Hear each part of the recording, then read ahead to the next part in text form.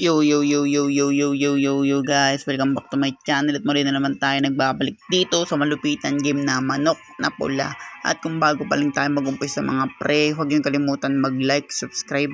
Huwag yun na rin kalimutan bitutin yung notification bell all para hindi uli sa akin malupitan video rito guys sa Manok na Pula.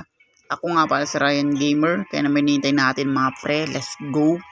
Ngayon, pangalawang upload ko rito kay Naruto Shippuden, Manok ng Konoha guys. Napaka solid talaga nito, tapos konti pa lang yung nakakalaban nating legendary, kumbaga malalakas talaga. Dati kasi si One Punch Man natatalo talaga yan mga par, kahit saan laro durog talaga, kahit anong pag malalakas. Pero pag mahina guys, itong halimaw na tong zombie, manok ng zombie mga pre, mahina lang talaga tong manok na to para sa akin, dahil minsan nagkakamali lang ako ng pindot, kaya yun pala, kailangan kasi green. Pinaka-critical pala talaga dito yung atake guys, yung kulay green. Kaya ako mag-uumpisa ka na ito guys, kulay green bindutin mo, para pag nabindot mo yung parang super talaga yun mga par, kaya critical damage. Pag ganyan din kalaban mo mga pre, zombie ganun, malaki na rin bigay sa'yo ng upgrade sa star, kaya the best yun. Pero kung mahina pa lang guys, matagal mo pa makuha yung mga ganun. Katulad nito lato-lato guys, makati din yan sobra. Yan, pag orange kasi guys, pag ano kasi guys, ganun ng kulay, yan parehas kami namatay. Mahina lang yung damage, minsan kasi mabilis, minsan mabagal, pero ox lang yan guys, kasama sa part of the game yan, bago ka maging malakas. Siya ulit, lato-lato ngayon guys, ayusin ko na. Wag lang mabilis kasi ayun ang ayoko dun eh. Nice yan. Yan guys. Patay na naman tayo. Pero ewan ko bakit. Unang game natin. Pero ox lang yan. Marami naman tayong pera, kaya normal lang matalo sa ganun guys. Kasi minsan mga pre, itong malakas na to, ewan ko bakit natatalo siya. Siya yung pinaka malapit sa ng mga pre, pinakamalapit sa monkey 4, pero napapansin ko mahina talaga siya. Para sa akin, para siyang mahina mga pre, dahil yun nga, napapatay pa siya ng mga ibang normal na manok. Siguro mababa yung depensa na neto. Tingnan mo kasi yung depensa niya guys, hindi katulad kay Saitama 2 defense, tapos kay Taguro ganun din. Kaya kung napapansin nyo guys, ang bilis na ito mamatay, kahit ganun na nga yung ano natin, yung panira natin na kulay green. Nice one. Ganyan kasi guys, madali na mamatay yan eh, kasi mga normal na manok lang yan. Pero kung isalin sa'yo sa malalakas na kalaban, siguro nahirapan lang talaga ako kay lato-lato. Ewan ko bakit guys, evolution ni Naruto, tapos nahirapan tayo sa mga ibang kalaban. Siyempre isipin mo bakit ganun. Napakalakas na ito guys. Siya yung pinaka malapit sa Monkey 4. Yung depensa niya guys, dun tayo na sa depensa, na hinayang sa depensa. Ngayon nga ba? Dun tayo na hinayang sa depensa kasi mababa lang yung depensa niya, hindi katulad ng ibang manok dito. Kaya ox lang yan guys. Lagi tayo na dead para pakita ko sa inyo kung paano tayo namamatay at bumabawi dito sa mga laro dito sa malupitang game na to guys, na Manok na Pula. Proud to be a Filipino guys, kasi nga ayun nga, syempre Filipino tayo 10,000%. Kahit sa mutignan, kaya syempre kailangan natin iano tong ating laro na malupit at maganda. Syempre anime lover din ako at gamers na rin. Kaya kung napapansin nyo, hilig ako sa puro anime dito sa Manok na Pula.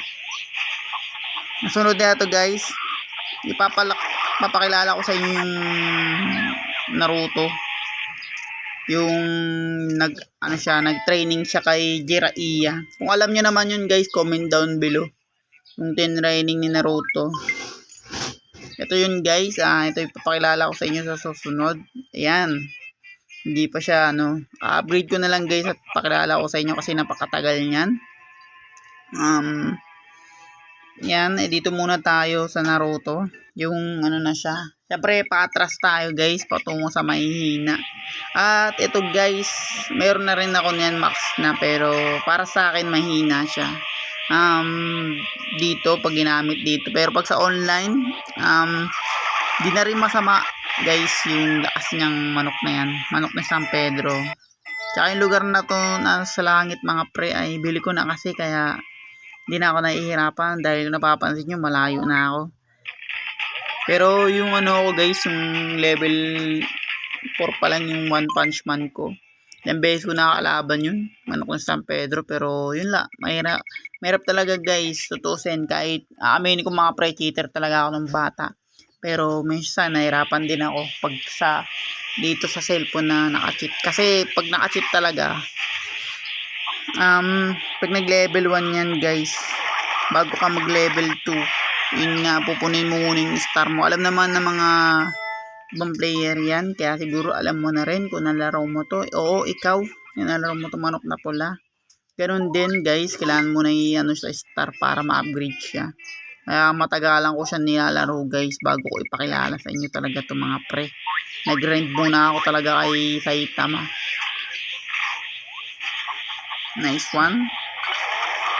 Minsan nga 'di ba guys, pag wala tong cheat, kahit anong sinong tao, kahit sino yung player na manok na pula, kahit sino ano yung i-upgrade niya, yung stamina ba o ano, ganun yung mag-isip, kaya siguro nahirapan sila. Katulad nito guys, pag in-upgrade mo yan nasa taas, ito, tapos sa baba, pangalawa, pangatlo, mahirap talaga i-upgrade yan pag walang cheat guys. Para tutusin, may na pa ako, nahirapan ako sa pag-upgrade niyan. Dahil yun nga, kailangan mo muna i-ano yung star bago mo silang mapalakas. Ganito dito guys. Kaya magaling gumawa nito para mahirapan din yung mga cheater.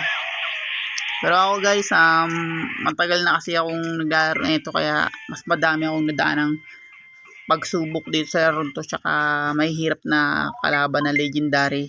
Kaya yun nga, minax ko agad sila. At kumbaga gumaganti ako sa manok dito dahil yun nga, naging malakas na tayo, naging max na, at magaganda na yung fighter natin. Kaya yun nga, pinapaalala ko sa inyo mga par. Nice one. Saglit lang yung manok. Nasa desierto kasi tayo mga pre. Ayoko na bumalik dun sa mahihinang lugar na yun. Pero siguro babalik tayo guys pag paatras na tayo. Pag napadpad na tayo sa mga normal na manok. Kasi bibiling ko muna kasi dito yung moon guys. At pakita ko sa inyo mga par kung paano ko mabibili yung moon na yun. Ito guys, malakas din yan. Yung manok na bandera. Naglalabang yun, malakas din yun. At di na rin masama yung critical damage nun.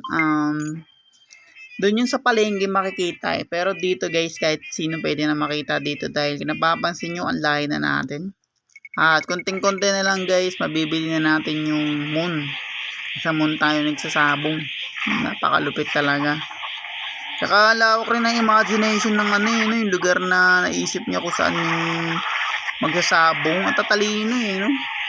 Isali natin sa reality guys, sa totoong buhay marami talaga nagsasabong sa buong mundo eh. Kaya napapansin mo buong mundo naiikutan niya. Tingnan nyo, nasa desierto tayo.